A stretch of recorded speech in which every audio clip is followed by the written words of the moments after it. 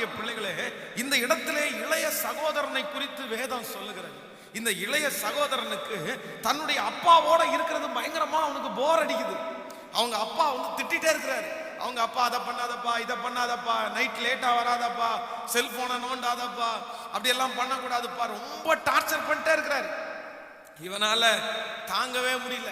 என்ன, இந்த அப்பாவோட இருக்கும்போது இந்த அப்பா பயங்கரமா நம்மளை டார்ச்சர் பண்ணிட்டே இருக்கிறாரு, இவரை விட்டு பிரிஞ்சு நம்ம ஃப்ரீயா இருக்கணும் அப்படின்னு நினைச்சான். அவ்வளவுதான், ஃப்ரீ பேர்டா இருக்கணும். யாருமே நம்மளை கேள்வி கேட்க கூடாது, யாருமே நம்மளை ஸ்ட்ரிக்ட் பண்ணக்கூடாது, யாருடைய கண்ட்ரோல்ல நான் இருக்க மாட்டேன். நான் ஒரு முடிவெடுக்க போறேன், என் வீட்டில இருந்து நான் வெளியே வர போறேன்.